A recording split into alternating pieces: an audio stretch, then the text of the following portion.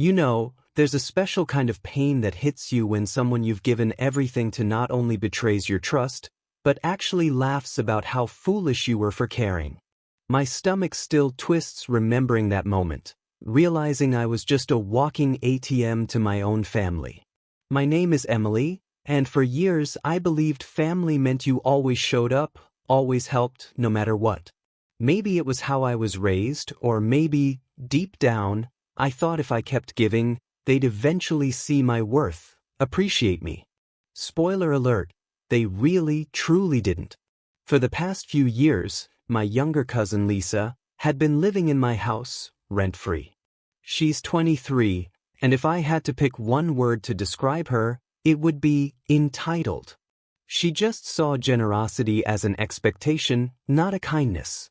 Give her an inch, and she'd demand the whole mile, forever. Initially, I didn't mind.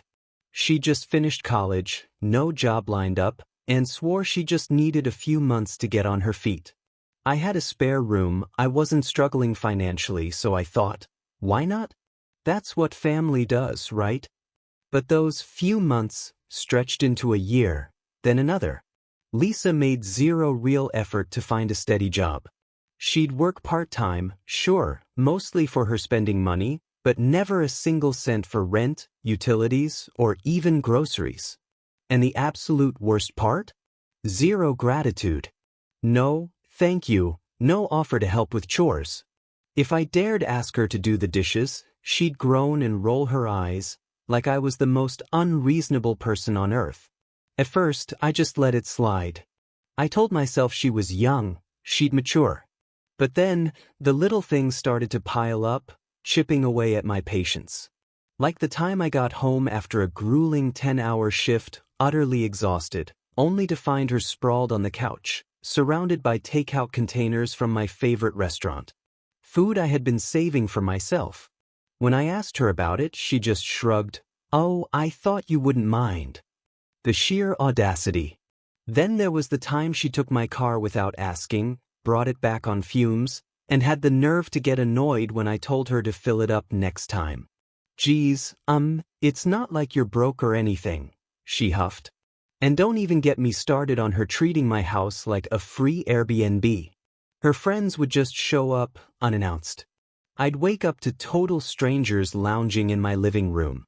Once, I found one of them rummaging through my fridge at 2 a.m., like he was the one paying for groceries. I should have put my foot down, I know that now. But here's the kicker, my family wasn't on my side. Anytime I even hinted that Lisa should contribute, my aunt, her mom, would call, laying on the guilt thick. Oh, sweetie, she's still so young. You know how hard it is these days. You have a good job, don't you? What's a little kindness? And if I pushed back, it was, Lisa looks up to you, Emily. If you kick her out, she'll feel so abandoned. Even my own mom, who's usually pretty sensible, would say things like, just be patient with her. You know how she is, she doesn't mean to take advantage. But she did mean to. I finally grasped that devastating truth the night I got the video. It was from my uncle, the only relative who actually had a backbone. The video was shot at some party Lisa had gone to. She was sitting there with her friends, laughing, and what she said made my stomach absolutely twist. Emily, oh my God, she's so dumb. Lisa giggled. She's been letting me live there for years, for free. I don't pay for anything. She's too much of a pushover to ever kick me out. Like, she actually thinks I'm going to move out one day? Why would I? I've got it made. Her friends laughed along. One of them actually said, damn, I need to find myself an Emily. Lisa just grinned, good luck. People like her are rare. I don't remember much after that. Just that awful, sinking feeling in my gut. The sickening realization that she never planned to move out. That she saw my kindness as stupidity. That she had always viewed me as nothing more than a free ride. I wanted to scream. I wanted to call her out right then and there, to tell her to pack her things and get out of my house. But I didn't. Instead, I played it cool. I pretended I hadn't seen the video. I went about my days as if nothing had changed. Because if Lisa thought I was too much of a pushover to ever kick her out, she was about to learn just how profoundly wrong she was. For the next few weeks, I played the role of the same old, clueless Emily. The one Lisa thought was too naive, too much of a soft touch to ever do anything about her freeloading. I still smiled when I saw her. I still bought groceries. I still let her use my Wi-Fi, my electricity, my house, just like always. But beneath that calm exterior, I was meticulously putting my plan together. See, Lisa thought I wouldn't do anything because I never had before. But what she didn't grasp was that I'd spent years putting up with her entitled nonsense. Years letting my family guilt-trip me into keeping her around. And after watching that video, after hearing her laugh about how stupid I wasn't feeling kind anymore. Not one bit. The first step was making sure everything was legally airtight. I own my home outright, which meant there was no lease, no contract, nothing legally binding Lisa to the house. But I wasn't about to give her any wiggle room to turn this into some dramatic eviction battle. So I did my research. I looked up tenant laws in my state. Turns out, even freeloaders who don't pay rent can sometimes claim squatters' rights if they've lived somewhere long enough. I wasn't about to let that happen. So I called a lawyer, just to be safe, and drafted a formal written notice. She had 30 days to move out. Then I started making small changes. First, the Wi-Fi. Lisa was practically glued to her phone, more than anything else. She lived online, constantly scrolling, streaming, FaceTiming her friends. So, one quiet morning, I changed the Wi-Fi password. About an hour later, Lisa stomped into the kitchen, phone in hand. Hey, is the Wi-Fi down or something? I glanced up from my coffee. Oh no, I just changed the password. She blinked. Okay, can you give it to me? I smiled. Sure. The new password is rentmoney123. Lisa frowned. What? You know, I said, tilting my head. Since you don't pay rent, I figured it'd be a good reminder.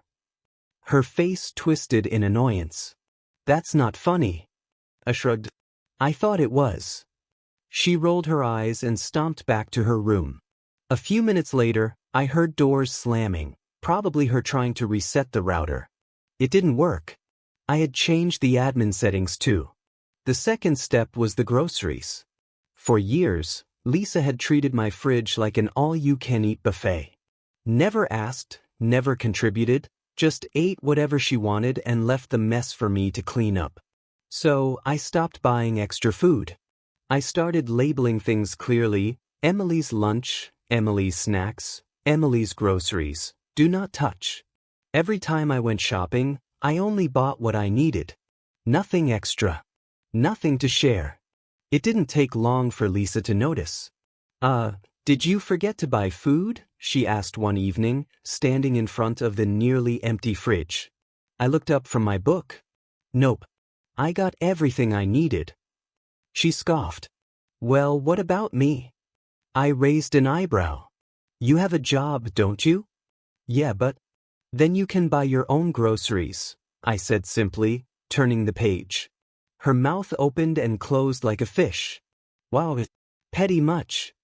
Petty? I repeated, genuinely laughing. Lisa, I've been feeding you for years, for free. I just figured since you're an adult, you'd want to start taking care of yourself. She huffed but didn't argue further. Instead, she started ordering takeout. A lot of takeout. Which was perfect, because that meant she was spending her own money. And soon enough, she wouldn't have anything left. The third step, utilities. I changed online subscription passwords one by one. I cut her off from every single streaming service she'd been mooching off me. She finally snapped when she tried to watch a movie one night and got the login screen. Seriously? She yelled from the living room. Why can't I get into anything? I walked in casually, pretending to be surprised. Oh yeah, I figured since you don't contribute, I should only be paying for myself. Her face turned bright red. You're being ridiculous. I smiled sweetly. Am I? She stormed off, muttering under her breath, but I could tell the cracks were starting to show. Then came the final step, the real kicker, the formal notice. Exactly 3 weeks after I saw that video, I left a neatly printed letter on the kitchen counter. It was short and to the point. Lisa, this is your official 30-day notice to vacate the premises. You will no longer be allowed to reside in this house. Failure to leave will result in legal action. Best, Emily. I made sure she found it. I waited in my room listening until I heard her pick up the paper. Silence. Then, what is this? I walked out casually. Oh, that? Just a little notice letting you know it's time to move on. She turned to me, eyes wide. You're kicking me out? I shrugged. You said it yourself, Lisa. I'm too dumb to ever kick you out, right? Her face went utterly pale. That's when the real meltdown began. Lisa's face twisted in shock, then anger, then something almost like pure panic. She gripped the letter in her hands like she could crumple it out of existence. You can't do this, she sputtered. This is my home too. I crossed my arms, leaning casually against the counter. No, Lisa. It's my home. I own it. I pay for it. And you? You don't contribute a dime. She let out a nervous laugh. This is a joke, right? You're messing with me. I just tilted my head, waiting. Lisa's hands clenched at her sides. Where am I supposed to go? You're an adult, I said, my voice light. I'm sure you'll figure something out. Her mouth opened and closed like she wanted to argue, but she had nothing. She knew it. I knew it. That's when the tears started. Emily, please, she sniffled, trying to look pitiful. I don't have anywhere else. You know how hard things have been for me. I held up a hand. Save it, Lisa. I've heard it all before. I gave you years of free rent, free food, free everything. And you repay me by laughing about how stupid I was behind my back? I think I've been more than generous. But, she looked around frantically, like the walls were closing in. I could see the wheels turning in her head. Lisa had never been held accountable for anything in her life. Every time she messed up, someone bailed her out. And if it wasn't me, it was our family. Which is exactly why I wasn't surprised when she played her next card. I'm calling Aunt Marie, she snapped, grabbing her phone. Yes, the family intervention move. I didn't even try to stop her. Within 10 minutes, my phone rang. Emily, came Aunt Marie's signature disappointed sigh. Lisa just told me what's going on. You're really kicking your own cousin out on the street. I held back a laugh. She has a job, Aunt Marie. She's not going on the street. But you know she's struggling. She's struggling because she spends all her money on takeout and online shopping, I said calmly. She's not struggling enough to cut back on Starbucks, but she's struggling too much to pay rent. Funny how that works. She's family, Aunt Marie said, like that was some kind of magical argument that made everything okay. I let out a breath. So, you'll take her in then? Silence. Aunt Marie stammered. Well, I can't do that. You know how small our place is and... So she's my responsibility, but not yours. That's not what I said. That's exactly what you said. I cut in. You don't actually care about Lisa having a place to stay, you just don't want to deal with her yourself. More silence. Then she huffed. Your mother would be ashamed of you, Emily. There it was. The cheap, low-blow guilt trip, because she had nothing else left. Goodbye, Aunt Marie. And I hung up. Lisa stared at me, eyes wide. You hung up on her? Yep. You can't just do that. I can. And I did. Lisa looked completely lost. This was the first time ever that she wasn't getting her way. No backup, no last-minute save, no safety net. I saw her throat bob as she swallowed. Emily, she tried again, her voice shaking now. Please. Just give me another chance. I looked at her and for a split second, I almost felt bad. Almost. But then I remembered that video. The way she'd laughed. The way she'd called me dumb. The way she'd bragged to her friends about taking advantage of me. And just like that, my sympathy evaporated. "No, Lisa," I said. "I think we're way past second chances." Her face twisted in desperation. I'll pay rent, I swear. Just please don't make me leave." I shook my head. "It's not about the rent," I said. "It's about respect. And you lost mine a long time ago." She looked like she might argue, but I just turned and walked away. 30 days. She had 30 days left, and I was going to enjoy watching the countdown. Lisa spent the next few weeks cycling through every tactic she could think of. First, she went back to denial. She acted like nothing had changed, like I hadn't handed her a formal notice. She still sprawled out on my couch, still blasted her obnoxious reality TV shows late into the night, still left her takeout containers on the kitchen counter for me to clean up. When I reminded her again that she had less than a month left, she just waved me off. "You're not actually going through with this?" she scoffed. "You always say things like this, but you never mean them." I almost laughed. That's exactly what she told her friends in that video, that I was too much of a pushover, that I'd never have the guts to kick her out. It was funny how she still believed that even now. A week passed. She realized I wasn't backing down. That's when the guilt trip started. She got weepy and pitiful, sighing dramatically when I was in the room, making little sniffles just loud enough for me to hear. If I asked what was wrong, she'd blink up at me with those big watery eyes. "I just can't believe you're actually doing this to me after everything I've been through. I thought you were my family, Emily." It would have been a great performance if I hadn't already seen what she really thought about me. I didn't bite. Then came the fake promises. "I'll pay you rent, I swear. Just let me stay." She even went so far as to pull out her phone, pretending to make a budget plan right in front of me, as if that was supposed to convince me. I didn't even humor her. "You had years to pay rent," I reminded her. "And instead, you laughed about how stupid I was for letting you live here for free. So no, Lisa, I don't believe you."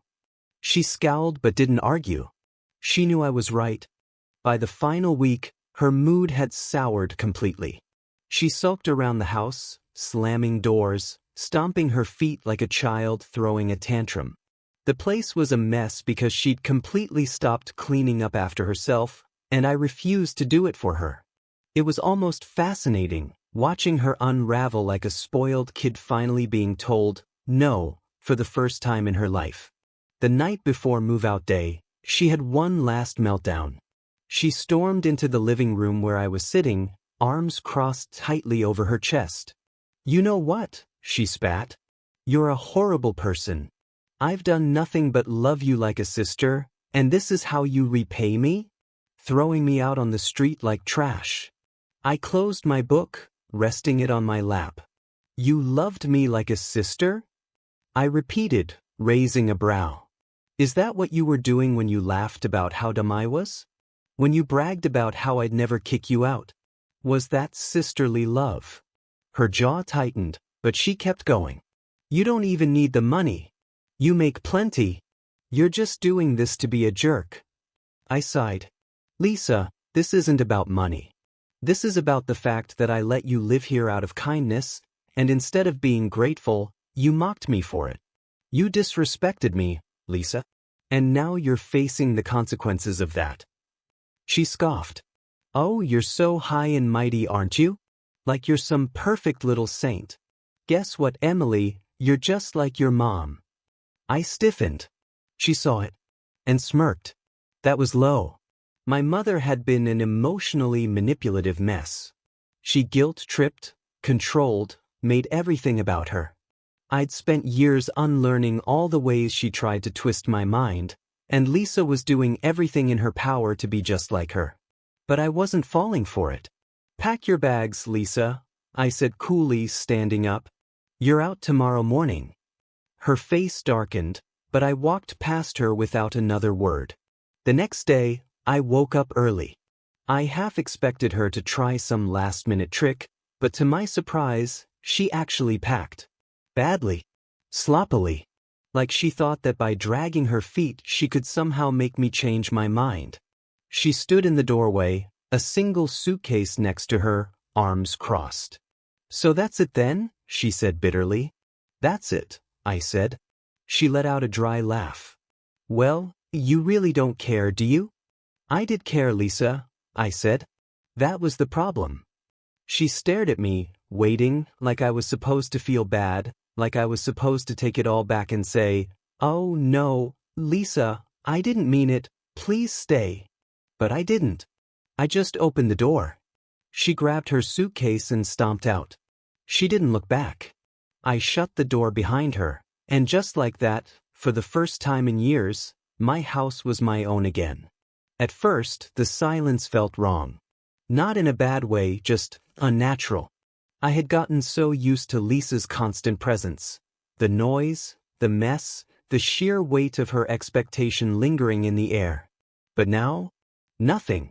No TV blaring at full volume. No passive-aggressive sighs. No leftover food boxes cluttering the counter. Just me. My space. My peace. I took a deep breath. It was over. Or so I thought. The first sign of trouble came that evening. My phone buzzed with a message from my aunt, Lisa's mother. Aunt Marie texted, "Emily, what have you done to Lisa? She just showed up here in tears." I rolled my eyes. Of course, she went crying to her mom. I debated ignoring it, but then I figured I might as well get ahead of whatever sob story Lisa was spinning. I replied, "I told her to move out. She had plenty of notice. You know that." Aunt Marie responded, "You put her out on the street like a heartless stranger." I texted, "She's at your house, isn't she? Sounds like she's not on the street after all." I saw the typing bubble pop up, then disappear, then pop up again. Aunt Marie responded, "She's family, Emily. You don't turn your back on family." I texted, "Funny, I don't remember Lisa worrying about family when she was laughing about how stupid I was for helping her." She left me on read. I figured that was the end of it. But oh, the real storm came the next day. I woke up to a group chat blowing up. One that included my aunt, a few cousins, and for some reason, Lisa herself. Aunt Marie texted, "Emily, I cannot believe how selfish you've been." Cousin Jenna texted, "Kicking out your own family in this economy? Cold-hearted." Lisa texted, "Guess I know where I stand now. Thanks for making me feel like garbage, Emily. Hope you're happy." I sighed. I wasn't about to let them rewrite the narrative. I replied, "Lisa lived in my house rent-free for years. She never paid a dime, never even tried to. And instead of being grateful, she made fun of me behind my back. I gave her a month's notice. She's living with Aunt Marie right now, so let's not pretend she's out in the cold. If anyone else feels like she deserves free housing, you're welcome to take her in." Silence. Then, one by one, the chat went quiet. A few cousins who hadn't even commented left the group entirely. And Lisa? Well, she didn't say a word. Later that night, I got a text from my cousin Jenna, the only one who hadn't thrown a fit. Jenna texted, "Honestly, I don't blame you. Lisa's been freeloading off everyone for years. You just had the guts to actually do something about it." That was the first moment I really felt it, the weight off my shoulders. The immense relief of knowing I had set a boundary and actually kept it. And Lisa? She tried to play the victim for a while, but the pity ran out fast. Turns out, people are a lot less sympathetic when they realize you weren't kicked out onto the streets, but instead got told very fairly that you had to start acting like an adult. I haven't heard from her in months now. I wish I could say I was surprised, but honestly, it just proves what I already knew. She never actually cared about me, only what I could do for her. And as much as that stings, I don't regret my decision. Not for a second.